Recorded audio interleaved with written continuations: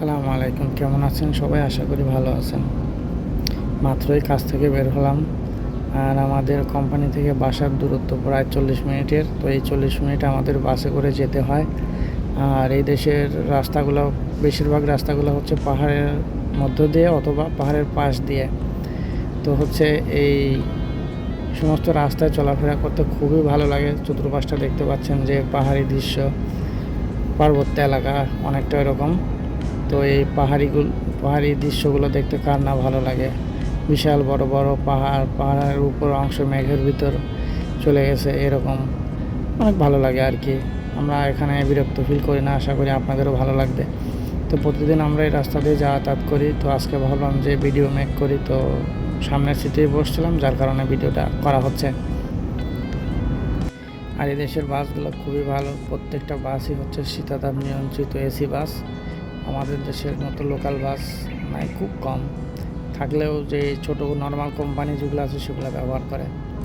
তো এসি বাসে বসে এইরকম পাহাড়ি সুন্দর দৃশ্য ভালোই লাগে। বাট পরিবার থেকে দূরে থাকলে একটু তো কষ্ট করতেই হবে, পরিবারকে তো মিস করি, সেটা অন্য বিষয়।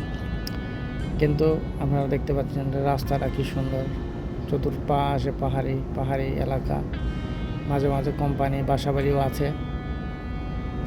দেশের আর একটা মজার বিষয় হচ্ছে আপনি যদি ট্রেনে করে আপনার এক ডিস্ট্রিক্ট থেকে অন্য ডিস্ট্রিক্টে যান, তো সেই ক্ষেত্রে আরও বেশি এনজয় ফিল করবেন। কারণটা হচ্ছে ট্রেনের রাস্তাগুলো পুরোপুরি একদম পাহাড়ের মাঝখান দিয়ে চলে যায়।